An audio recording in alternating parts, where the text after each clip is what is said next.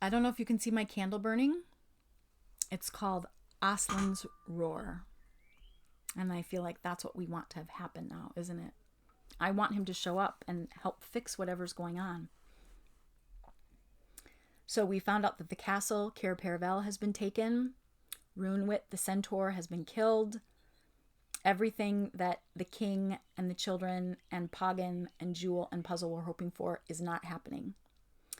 Chapter 9, The Great Meeting on Stable Hill. For a long time, they couldn't speak nor even shed a tear. Then the unicorn stamped the ground with his hoof and shook his mane and spoke. Sire, he said, there's no need now of counsel. We see that the ape's plans were laid deeper than we ever dreamed of. Doubtless, he has long been in secret traffic with the Tisroc, and as soon as he found the lion skin, he probably sent him word to make ready his navy for the taking of Cair Paravel and all Narnia. Nothing now remains but for us 7 to go back to Stable Hill, proclaim the truth, and take the adventure that Aslan sends us. And if, by a great marvel, we defeat those 30 Calormans who are with the ape, then we'll turn again and die in battle with the far greater host of them that will soon march from Cair Paravel. So he's saying, well, there's nobody who's going to come help us, so let's go back. We'll fight the people who are there, and then we're going to have to turn around and get ready because all the enemies at the castle will come towards us as well. And we probably won't win that battle, but that's what we need to do. That's what he's saying. Tyrion nodded, but he turned to the children and said, now, friends, it is time for you to go hence into your own world. Doubtless, you have done all that you were sent to do. But we've done nothing, said Jill, who was shivering, not with fear exactly, but because everything was so horrible. Nay, said the king, you loosed me from the tree. You glided before me like a snake last night in the wood, and you took Puzzle. And you, Eustace, you killed your man. But you are too young to share in such a bloody end as we others must meet tonight. Or it may be 3 days hence. I entreat you, nay, I command you to return to your own place. I should be put to shame if I let such young warriors fall in battle on my side. No, no, said Jill, very white when she began speaking, and then suddenly very red, and then white again, because she's so emotional. We won't. I don't care what you say. We're going to stick with you whatever happens. Aren't we, Eustace? Yes, said Eustace, but there's no need to get so worked up about it. He'd stuck his hands in his pockets, forgetting how very odd that looks when you're wearing armor of a mail shirt. Because, you see, we haven't any choice. What's the good of talking about our going back? How? We've got no magic for doing it. Well, this was very good sense, but at the moment, Jill hated Eustace for saying it. He was fond of being dreadfully matter-of-fact when other people got excited. When Tyrion realized that the 2 strangers could not get home unless Aslan suddenly whisked them away, he next wanted them to go across the southern mountains into Archenland, where they might possibly be safe. But they didn't know their way, and there was no one to send with them. Also, as Pagan said, once the Calormans had Narnia, they would certainly take Archenland in the next week or so. The Tisroc had always wanted to have these northern countries for his own. And we know that because in The Horse and His Boy, which was long before this, it's when Peter and Susan and Edmund and Lucy were the kings and queens, the Tisroc and Rabadosh, his son, had talked about the fact that they always had wanted Narnia and Archenland. The only reason they hadn't gone after them was because they knew there was some strange demon of a lion, which they're so wrong about him, but they were afraid of him. But they'd always wanted to take it. We know that because we read the other book. In the end, Eustace and Jill begged so hard that Tyrion said they could come with him and take their chance. Or, as he more sensibly called it, they could take the adventure that Aslan would send them. The king's first idea was that they shouldn't go back to Stable Hill. They were sick of the very name of it by now, until after dark. But the dwarf told them that if they arrived there by daylight, they would probably find the place deserted, except perhaps for a Calorman sentry. The beasts were far too frightened by what the ape and Ginger had told them about this new, angry Aslan, or Tashlan. They were too afraid to go near it except when they were called together for those horrible midnight meetings. And Calormans are never very good woodsmen. Pagan thought that even by daylight, they could easily get round to somewhere behind the stable without being seen. And this would be much harder to do when the night had come, and the ape might be calling the beasts together, and all the Calormans would be on duty. And when the meeting did begin, they could leave Puzzle at the back of the stable, completely out of sight, till the moment at which they wanted to produce him, and tell the Narnians that it was just a trick. This was obviously a good thing, for their only chance was to give the Narnians a sudden surprise. Everyone agreed, and the whole party set off on a new line, this time northwest toward the hated hill. The eagle sometimes flew to and fro above them. Sometimes he sat perched on Puzzle's back, but not on Jewel. No one, not even the king himself, except in some great need, would dream of riding on a unicorn. This time, Jill and Eustace walked together. They'd been feeling very brave when they were begging to be allowed to come with the others, but now they didn't feel brave at all. "Pole," said Eustace in a whisper, "I may as well tell you, I've got the wind up. That means I am afraid and nervous." "Oh, you're all right, Scrub," said Jill. "You can fight, but I'm just shaking if you want to know the truth." "Oh, shaking's nothing," said Eustace. "I'm feeling like I'm going to be sick, like throw up." "Well, don't talk about that, for goodness sake," said Jill. They went on in silence for a minute or two. "Pole," said Eustace presently. "What?" she said. "Well, what'll happen if we get killed here?" "Well, we'll be dead, I suppose," she said. "But I mean, what will happen in our own world? Shall we wake up and find ourselves back in that train? Or shall we just vanish and never be heard of anymore? Or shall we be there dead in England?" "Gosh," said Jill, I never thought of that." "It'll be rum for Peter and the others if they saw me waving out the window, and then when the train comes in, we're nowhere to be found. Or if they found if we're dead over there in England." "Oh," said Jill, "what a horrid idea." "Well, it wouldn't be horrid for us," said Eustace, "because we wouldn't be there." "I almost wish—" "No, I don't, though," said Jill. "What were you going to say?" said Eustace. "I was going to say that I almost wished we'd never come. But I don't. Even if we are killed, I'd rather be killed fighting for Narnia than grow old and stupid at home and perhaps go about in a bath chair and then die in the end just the same." That's exactly what Hwyn said when she first saw Aslan. She said, "You may eat me. I would rather be eaten by you than never have known and met you or been in Narnia." So she said, "I'd rather be here and be killed than be home and just grow old and die anyway." Eustace said, "Or be smashed up by British railways." "Why do you say that?" said Jill. Eustace said, "Well, when that awful shaking jerk came, the one that seemed to throw us into Narnia when the train shook like that, I thought it was the beginning of a railway accident, so I was jolly glad to find ourselves here instead." While Jill and Eustace were talking about this, the others were discussing their plans, and they were becoming less miserable. That was because they were now thinking of what was to be done this very night, and the thought of what had happened in Narnia, the thought that all of her glories and joys were over, that was all pushed away into the back part of their minds. The moment they stopped talking, it would come out and make them wretched again. So they kept on talking. Pagan was really quite cheerful about the night's work that they had to do.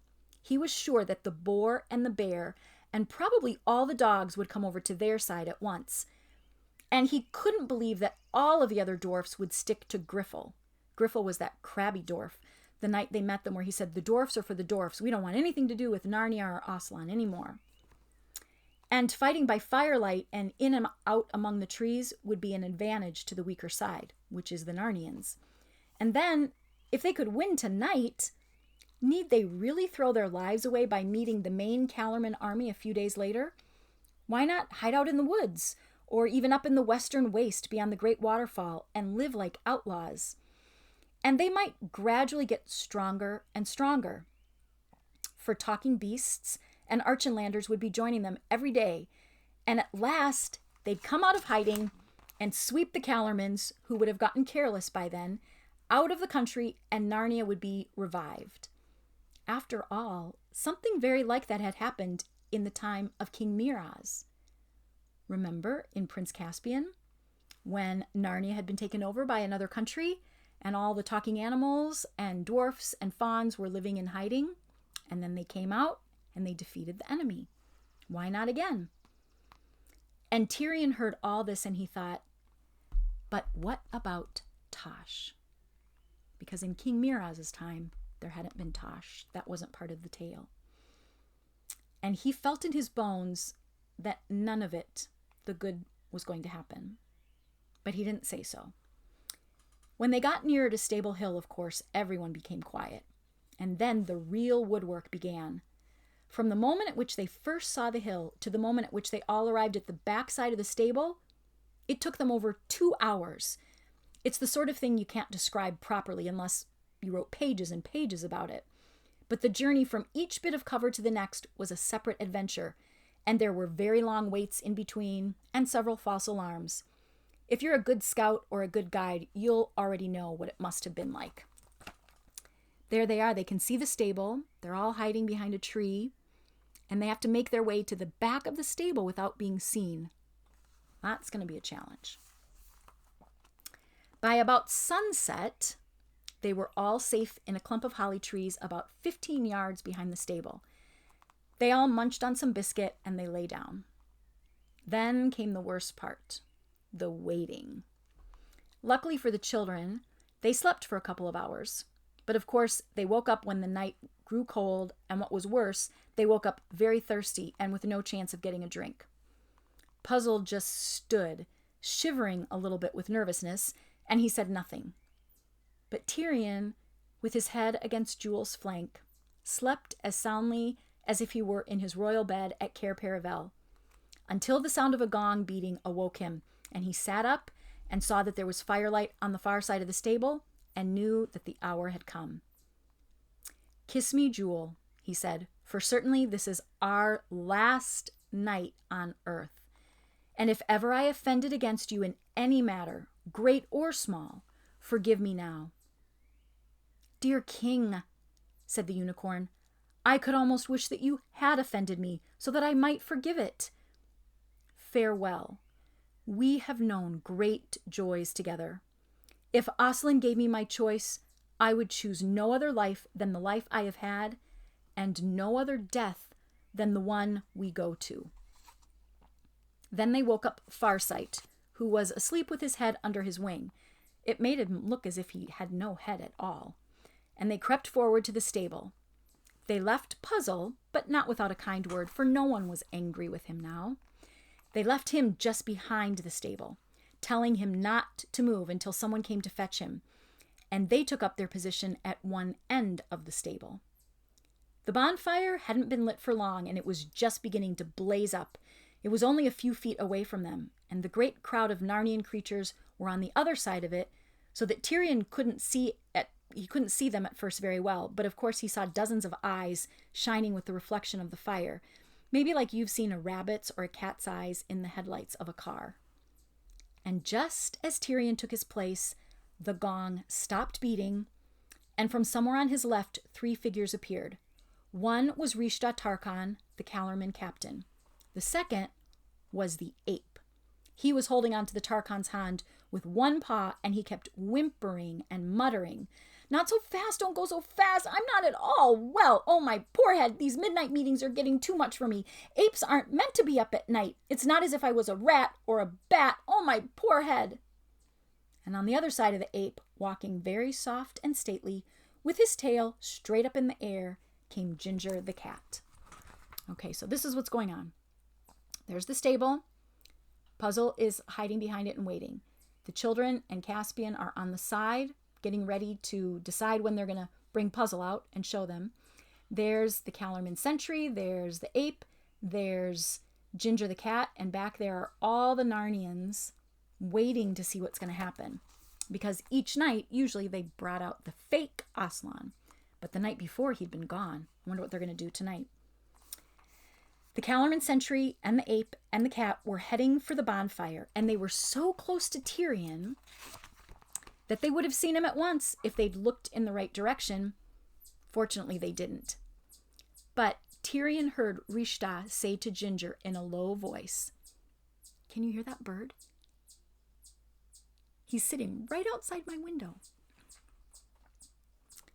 This is what the Calorman sentry said to Ginger. "Now, cat, to thy post. See thou play thy part well." "Meow. Count on me," said Ginger. They've got some plan going on, don't they? And then he stepped away beyond the bonfire and he sat down in the front row of the assembled beasts. He was in the audience, as you might say. And really, as it happened, the whole thing rather was like a theater. The crowd of Narnians were just like the people in the seats. The little grassy place just in front of the stable where the bonfire burned and the ape and the captain stood to talk to the crowd, that was like the stage. The stable itself was like the scenery at the back of the stage, and Tyrion and his friends were like people peering around from behind the scenery. It was a splendid position. If any of them stepped forward into the full firelight, all eyes would be fixed on them at once. On the other hand, so long as they stood still in the shadow of the end wall of the stable, it was 100 to 1 against their ever being noticed. So they're in a good place to hide, but they'll be able to get out really quickly. I feel like that bird is trying to get into my house. He's so loud. Rishta Tarkan dragged the ape up close to the fire. The pair of them turned to face the crowd, and this, of course, meant that their backs were to Tyrion and his friends. "Now, monkey," said Rishta Tarkan in a low voice, "say the words that wiser heads have put into thy mouth, and hold up thy head." In other words, they've told Shift what to say. As he spoke, he gave the ape a little prod or a kick from behind with the point of his toe. "Do leave me alone," muttered Shift. But he sat up straighter and began in a louder voice, "Now listen, all of you. A terrible thing has happened. A wicked thing, the wickedest thing that ever was done in Narnia. And Aslan," "Tashlan, you fool," whispered Rishta Tarkan. "Tashlan, I mean, of course," said the ape. "He's very angry about it." There was a terrible silence while the beasts waited to hear what new trouble was in store for them. The little party by the end wall of the stable also held their breath. What on earth was happening now? Because their plan is that they're going to bring out Puzzle and show the people that they've all been tricked, remember? Hang on a second. I think I maybe scared him away. Oh no, I didn't. Now he's just mad.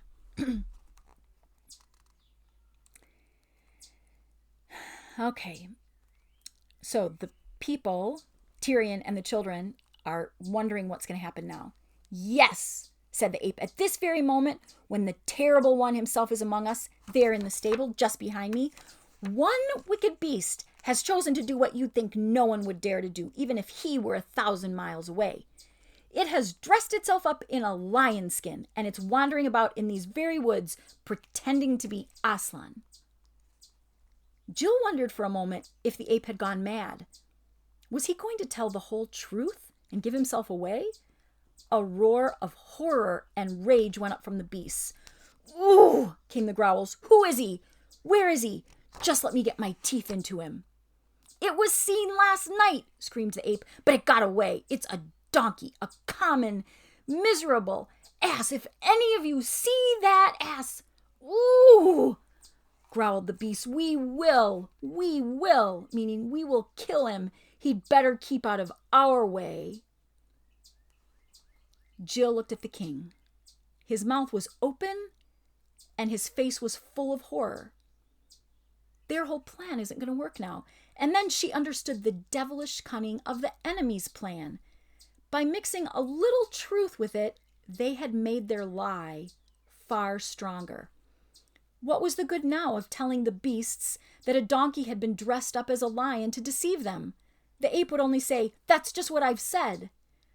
What was the good of showing them Puzzle in his lion skin? They would tear him to pieces. "Well, that's taken the wind out of our sails," whispered Eustace. "The ground is taken from under our feet," said Tyrion. "Cursed, cursed cleverness," said Pagan. "I'll be sworn that this new lie is of Ginger's making." That's the cat. Well, they had a great plan.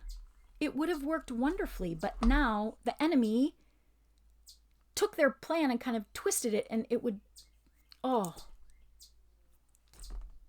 We'll find out what happens in chapter 10.